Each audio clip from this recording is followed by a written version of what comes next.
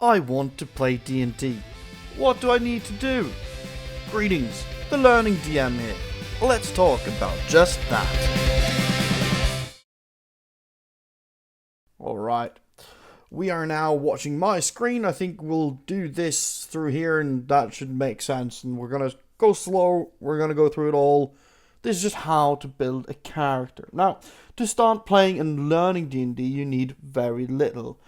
From my experience, you do need the following. Either a phone or a laptop, a dice set, and some friends or like-minded people who want to take part.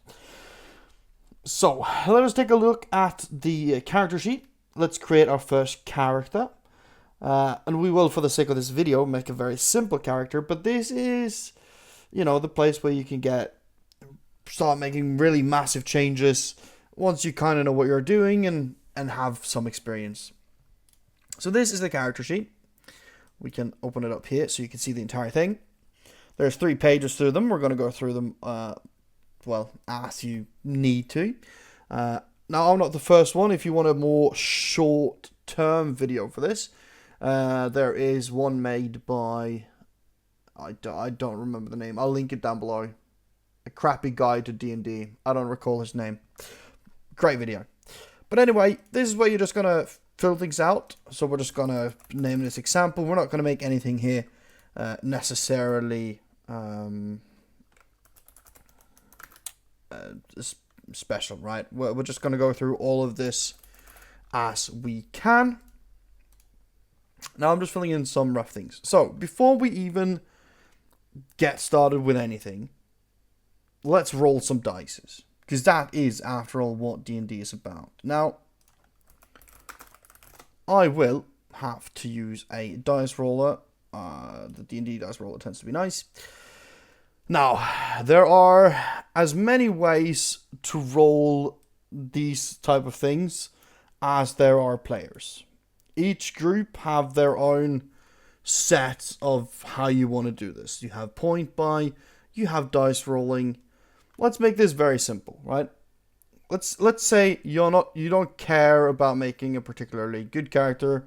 You don't want to keep on rolling. You don't want to deal with the whole point buy. Let's just make this a simple yet good way of rolling, I guess. So what we'll do, put this here.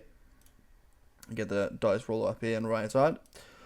And then we are going to go down this side here.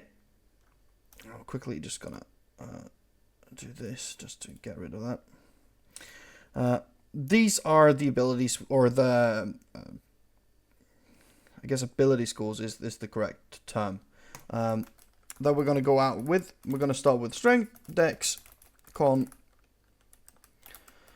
int, wisdom, and charisma. Now, if we go in and search D&D 5e fighter, that is what we want to make. This is kind of how you start building up a character, right? I want to be a fighter. Well, then there are a couple of requirements. You must have a dexterity or strength score of 13 or higher in order to multiclass in or out of this class. We are multiclassing, so that doesn't really pay attention here. But this gives you a good indication of, hey, what kind of stats do I need to actually have to be this class? There are some other information. We'll go through all of this as we go. But for the sake of this video, we want to have a decent strength and a decent con stat. And that's it, right? So let's start quickly rolling these. Now, the way normal people roll is you have 4d6. And then you remove the least number.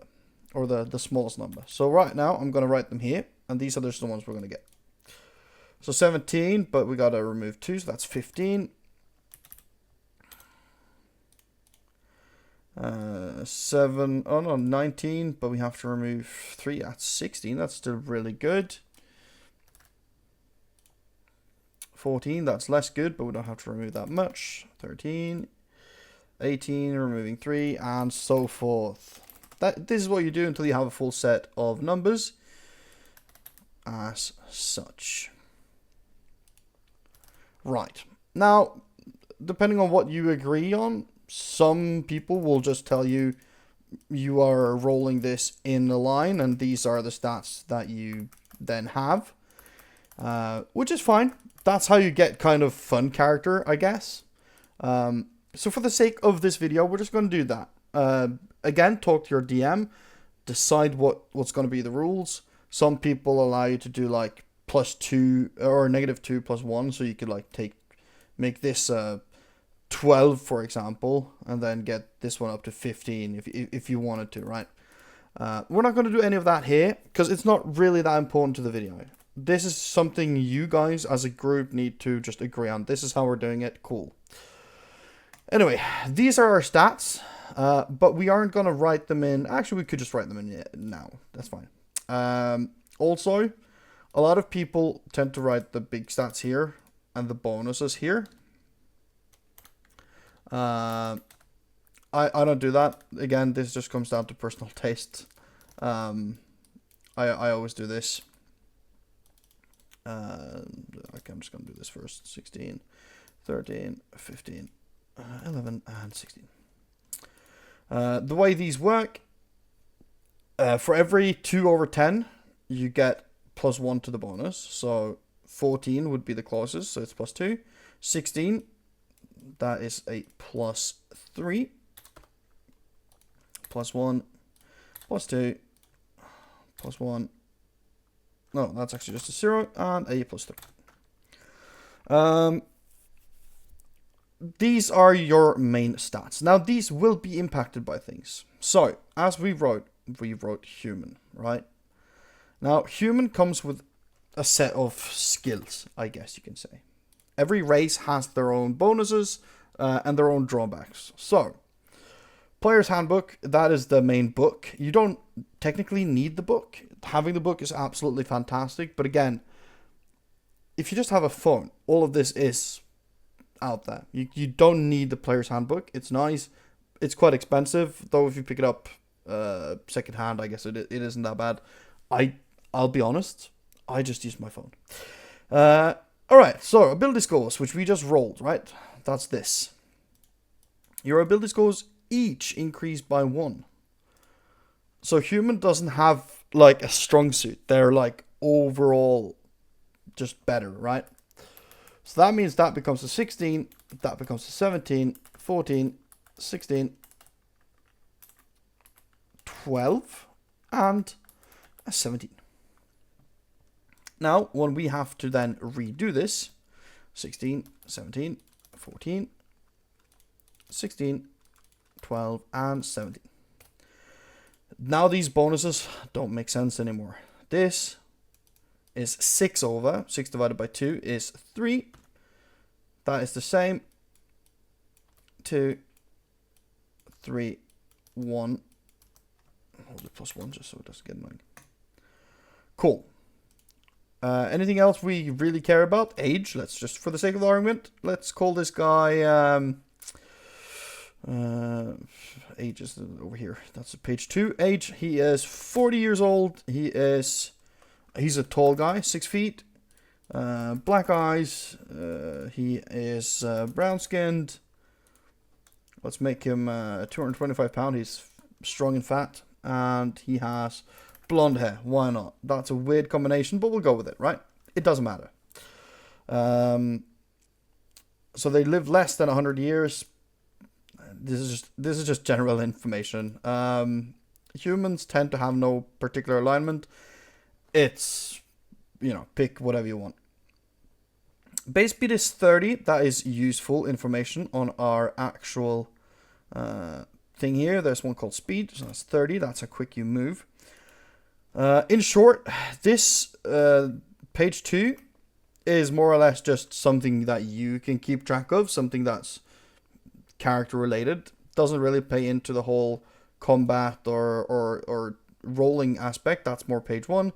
And page 3 is purely combat. That is your spells. Alright, cool. That's it for that. We don't want to have any variants. We're making this very simple. Language is fine. This guy is dumb. He only knows common.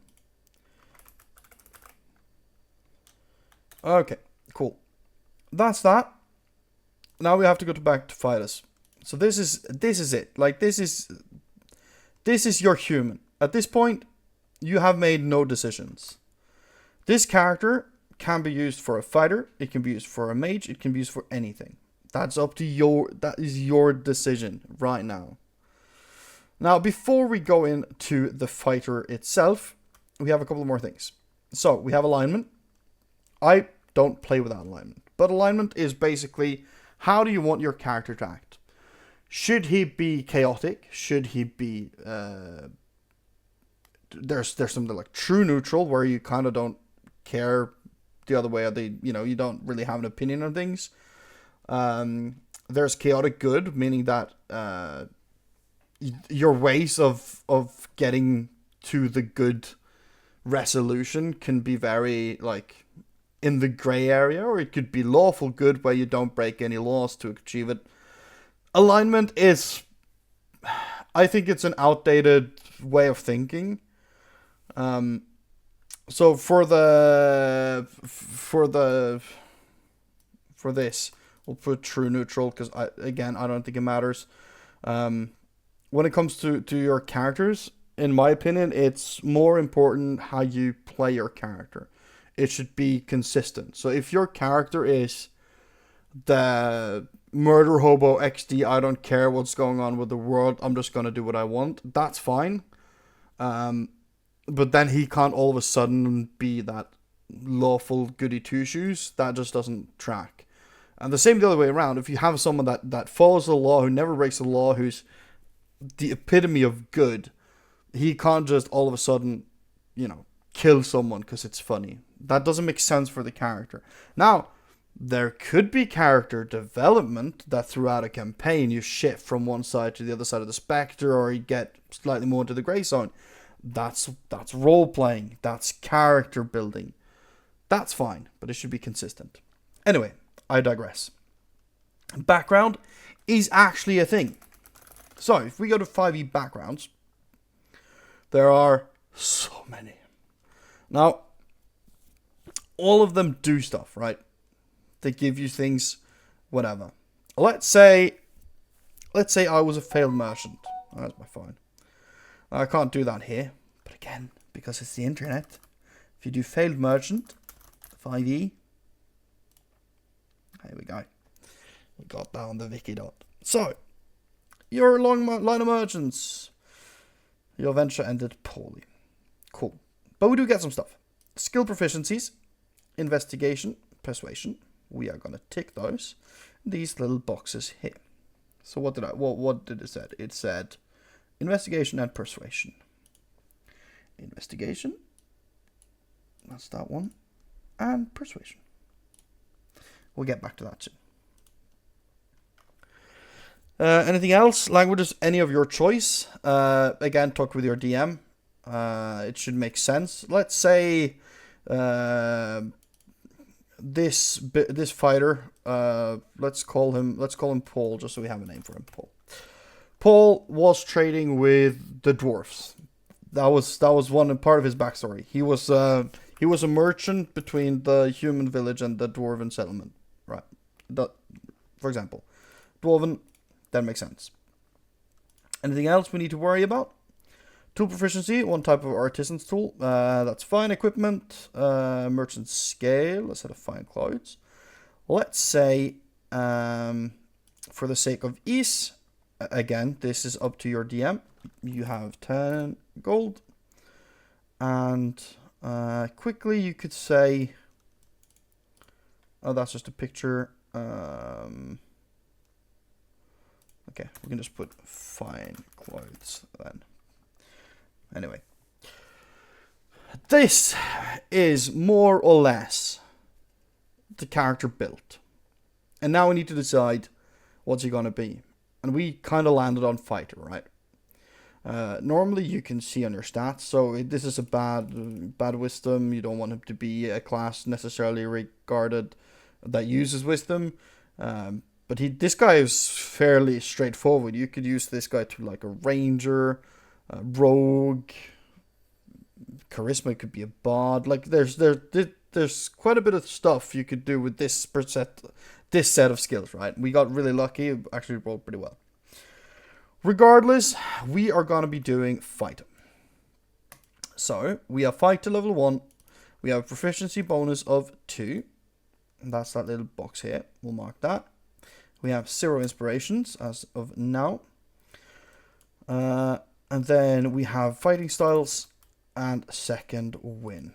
And we're going to write that right here just so we don't forget it. Cool. We can close this because we're not going to use that. Human, I think we got what we needed from that. Yes, more or less. We'll drop that one as well. And then let's roll down. So, hit points at first level is 10, which is 1d10, plus your constitution modifier. Constitution, the modifier, 10 plus 2, 12. Current hitbox is 12, temporary hit points is 0, hit die is d10, and we currently have one of them. That's how I write it. Not everyone agrees with this, but this is just how I write it. Alright, we have all armor, simple weapons, martial weapons. We start with a chainmail, or a longbow and 20 arrows, a martial weapon and shield, or 2 martial weapons, a light crossbow and 20 bolts, or 2 hand axes, and a dungeoneer's pack or an explorer's pack. Let's see. Before we do that, though, we have proficiencies. Now, we already did some skills and saving throws, so we're going to do that now. Saving throws, strength and constitution. That is these, strength and constitution. And 2 skills, acrobatics, animal handling, athletic, history, insight, intimidation, perception, and survival. Now, I was a failed merchant, so I will say perception and athletics. Why not? We can choose 2 of them. So, athletics and perception. Cool. That's that done. This you can write down if you don't remember it, but that's fine. I just tend to remember it. We also have a fighting style. These are just something you adopt. It's part of your, again, it's from here. You get it from just being a fighter. And because we want to make this as simple as possible, we just go for defense. It's while you're wearing armor, you gain a +1 to your AC. So, we are going to put that in here. So, second wind is one of the things. Fighting style, defense, +1 AC. Alright, cool. So AC is the armor class that you're going to be rolling, or the DM, hopefully, will be rolling to beat if there's a monster attacking you, right? Now, we started with a chainmail. A chainmail, 5E, is the total of 16 to AC. And that's a flat 16, but we do have defense +1. That makes that a 17. We are going to put down equipment. Some people write the armor here. I don't. I put it technically on a different page, but we'll put it here for now. Generally.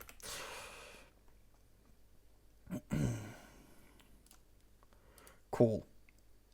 Anything more we need from fighting style? No. We do have a martial weapon and a shield. We will just put a long sword. And we'll put a crossbow. Explorer. And anything else? No. We can write down a dungeoneer's pack, and we can just chuck that into here with the rest.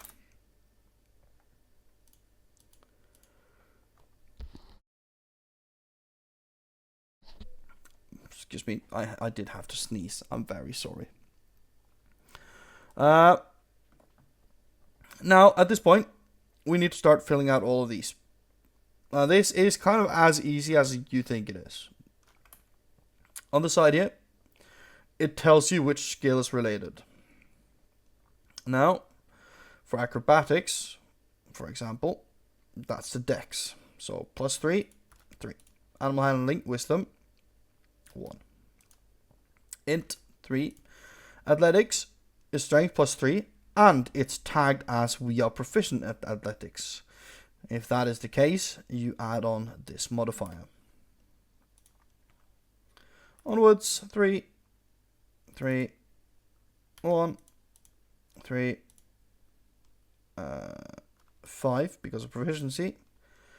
1, 3, 1 made into a 3 with that. Performance, 3, 5,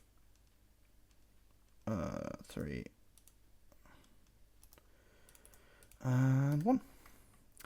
Same up here. These are just the same as previously. If you are proficient, you are proficient. If not, then you just add the one you have and you should be fine.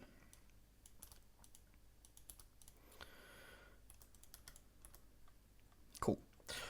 That's all of those scary numbered already done. And I know it can seem really scary for people. Because it's like there's a lot of numbers. This looks scary, and I know it does, but it actually isn't. Your initiative is just a d20 plus your dex modifier, so that's a 3. And here we do have the weapons.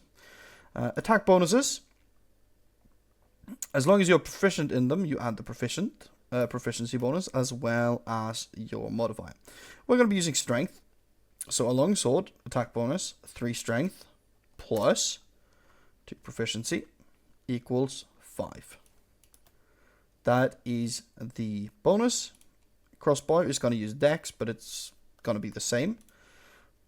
I'm going to put +5 just for the sake of argument. And then for a longsword, let's say because I'm having a shield, let's do that. Let's do a martial weapon and a shield. We're going to put longsword. Let's just do sword. And okay. I don't think it auto adjusts. No, it doesn't. Okay, cool. So we'll put that sword plus shield. Now, longsword is a versatile weapon. If you use it one-handed, it's a D8, I believe. If it's a two-handed weapon, you use a D10. Let me just double check that. Again, just it is as simple as just Googling it, right? Yes, I was correct. Just so we don't get anything wrong. So longsword, that assumes you are just using that one. That is 1d10. Oh, 1d10 plus your strength, which is 3. You do not add your proficiency to damage. Crossbow, I believe it's a d6 plus 3. And a sword plus shield, that is a 1d8 plus 3. Now, it's important, if we can put an asterisk there, I don't know if we can. Let's do that. When this is happening, if we go and read about the shield, right? If we... Oh, this is the wrong one. Okay, we'll show you the difference. This is a spell.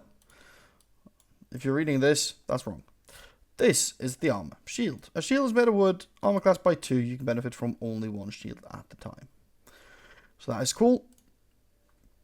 So when this is open, this then becomes a 19. So we'll do 17/19. It's kind of up to the DM how strict you want to be with this.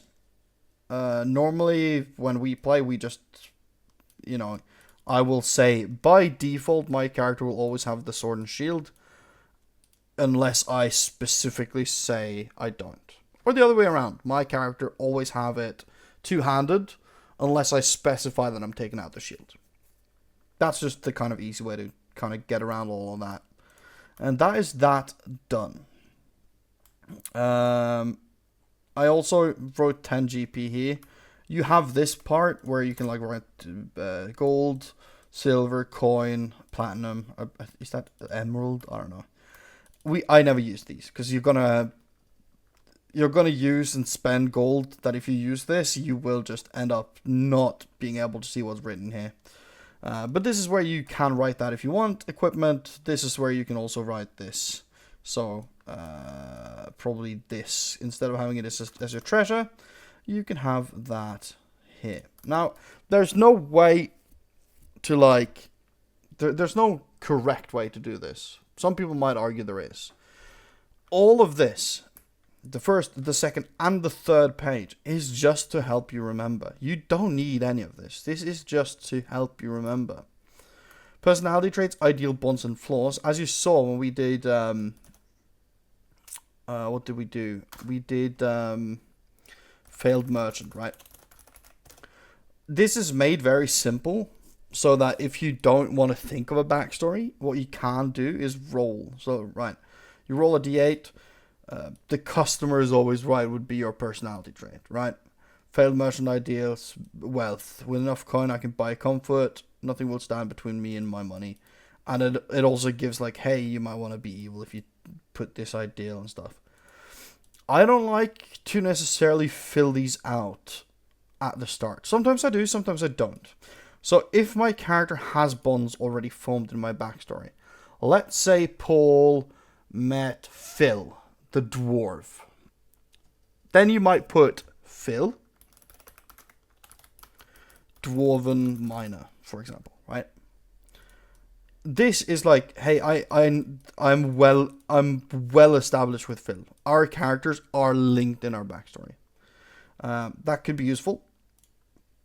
Personality traits, these are more notes to me. So maybe maybe Paul is, generally speaking, a bit grumpy,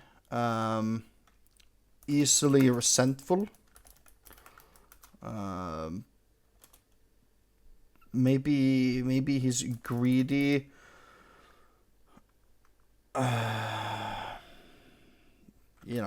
Whatever. These are personality traits, more or less how to tell yourself how to play the character is in my view. And flaws isn't like, flaws is a bit difficult because some might say, like, what's his flaw? He has no money, right? Which would be a flaw, but I think if you take like greedy here, which is the personality trait, like obviously he will never cough up money. His flaw can be values riches over people. All right, cool. This could be a really cool flaw in regards to your party, right? What is the party gonna do that time when he has to choose between riches over people? And if you've written this as a flaw and you play the character as you've written it, when you get that opportunity, then you will value riches over your people, and that means betraying your group, potentially, right?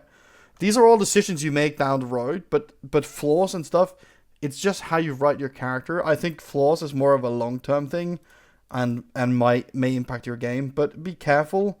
These decisions, like, should you... Betraying your own party, because again, you're most likely playing with friends, right? But betraying your own party could be really fun, but it's a really strong choice and could create some like IRL friction. So just be aware of what you're doing and always keep talking to your players, to your fellow friends, and make sure you guys are always on the same page. Like, you gotta remember that D&D is more or less live action role playing, and you are to a certain degree only playing characters, and you can't be mad at the player.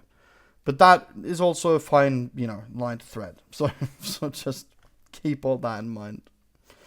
Now, this is all that we need to do. This is your fighter. Just done. Now, there is no spells with fighters. Not early, at least. But we will cover it, if but shortly. Now, there's also passive perception, which is here, and that is pretty much just you just add everything you have into your perception. So our perception is currently 3. So that is so it's 10 plus your wisdom modifier, which is 1, plus your proficiency 2, which is 13. This could change by other things. And this is more or less just like if you have a character that's insanely high passive perception, that's more of like a DM thing. Like you might not be able to sneak past him. This does very little to the player actually. But yeah, so this is your fighter Paul ready to play. There's nothing wrong with this. This is perfect. Paul, all of this is just kind of backstory. Features and traits. This is where you add feats and other things as you go along playing. But let's do spellcasting. Okay. Paul here decided he didn't want to be a fighter. He wanted to be a let's say wizard. That's not how you spell wizard, but it's fine. Oh, it is how you spell wizard. I thought we were 2 Z's. All right. I just suck in English. That's my bad. Wizards use int and their stuff. So the proficiency won't match up and all that. We won't redo that because, you know, that follow what I've said already. It goes the same for wizard. You have your proficiencies, you have your health, you have your equipment, and then comes spellcasting. Now, what we will do is just read here quickly. Cantrips known as 3, and we have 2 first level spell slots. So if we go to our here, so wizard, and I like to write int. It's also here int. We have 2 spell slots, and cantrips are obviously a different thing. We know 3 cantrips. We are not gonna do that, but for the sake of the argument, let's just put firebolt. We'll get to all of this. So at spellcasting, you 3 cantrips from the wizard spell list. We'll get to that soon. At first level, you have a spell book containing 6 first level wizard spells of your choice. Your spell book is the repository of your wizard spell known, except your cantrips, which are fixed in your mind. Basically, wizards are a bit unique. If you lose your spell book down the road, you will then not know your spells. That's just how it works. There's copying spells and replacing the book. You can change the book's appearance. All of this is just read it. This isn't fancy. That is just how the class works. I'm not going to go into that. Preparing and casting spells is more or less prepared spells are the ones you can use in combat, and known spells are spells that you know. Certain classes have a limited amount of daily slots, which is like these are the spells that I can use today. I can't just use all my spells.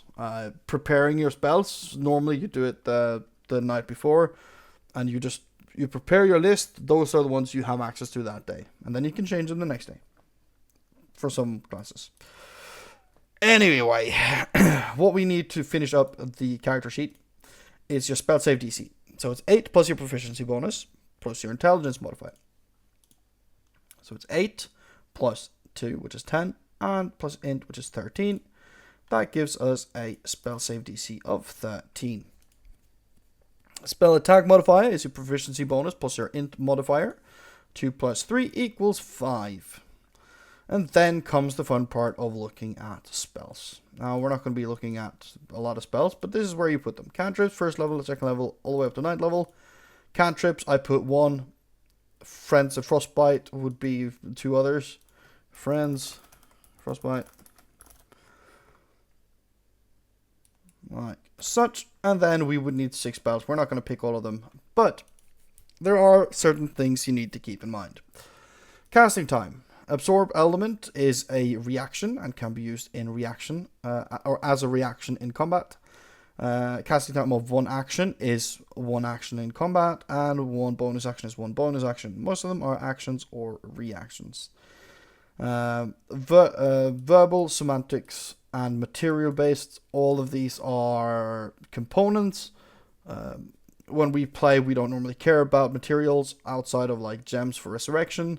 Verbal and somatic just kind of means how you're expressing the spell. If it's just verbal, you're not making a lot of weird shit. If it's just semantic, you might just be doing a lot of stuff, but you're not necessarily saying that much, or you're not like saying an incantation.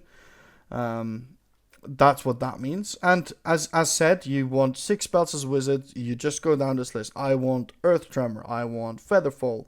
I want Frost Fingers. I want Ice Knife. And you just fill them in here as such. Now, as you have 2 slots, we'll get into combat later, but just quick notice for any casters. Once you used Ice Knife once, you've expended 1 slot. And then, if you use it again, you've expended 2 slots. And you then have reached the cap and can no longer cast more of these until you long rest or short rest, depending on your class. Hope that was, in short, how you would do this if you were a wizard. A lot of this can just be done by reading, honestly. D&D Wikidot is the one I use most of the time. This is the official one from Wizards of the Coast. Now, it is to be said that there is a major difference now, because there's D&D 5e, which is from 2014, I think, and then there's the 2024 edition. Again, talk to your group, figure out what you're going to use. It kind of doesn't matter as long as everyone's agreeing, and that is the most important part about all of this. How you roll, how you put stats. All of this can change if your DM wants it to change, or if your party wants to do something different. Maybe instead of rolling, everyone just starts with flat 10s, and then every level you get 1 ability score just for free, which you can just place somewhere, and make that your character. There's lots of ways to play with this and have fun. This was just kind of the easy way of doing it. Straight, you just roll the table, you put it in, you smack in the numbers, you find your class, you find your backgrounds, you find your race, and by doing that, you know what your proficiencies are. You also get your bonuses. You also get the rest you need to fill out. I hope that was fairly clean. If you have any questions on it, or I did forget something, or I did something wrong, let me know, and I will correct it. But yeah, this is more or less how you do it. And with this ready, all you now have to do is meet up and just enjoy the story that you're about to create together. And come combat, this is what you're going to be using. And come role-playing, this is what you're going to be using. And last page is also for combat. I could also be used for role-playing, I guess. That's it. That's how you create a character. Once you've created a character, you are more or less done. It's the backstory is kind of like, how much do you want to put into your backstory? What do I have any plans, or is this guy just like straight off the streets? Maybe he's 20, he just finished school. He's now trying to be the merchant. He's not a failed merchant. He's just a merchant, right? It's just have fun. Don't worry about it so much. This is just character creation. Anyway, I hope you enjoy that. I hope that makes some sense for you guys. I tried to not go too fast. Again, in short terms, roll up your stats, fill them in. Don't have to worry about the modifiers yet. Just fill them in. Do your race, adjust your ability scores, and put in your proficiencies. Get your class. Start filling in your proficiencies. Write down your equipment. And then, once all of that is done, you can just fill in the modifiers. You don't have to fill these in at all. Eventually, like, I don't fill these in anymore, because I know 14 is +2, right? But fill them in if you're new. It's easier. It gives you less thing to worry about, think about. It's just it is just there for you, right? And that's that. I don't think I want to rattle on too much more. It's not that difficult. This is a very like long-winded take of how to do characters. I will be cutting some of it, and hopefully it all makes sense at the end. But yeah, this is it. Thank you for watching. Don't be afraid to start, and remember that one of the most important things you can ever learn in D&D is that you all make mistakes. You will never remember everything. It does not matter as long as everyone around the table is happy. you're all in agreement, and you're just having fun. I think that is the most important part about D&D. Now, with that being said, do have an adventurous and joyful day, and we will meet again next time.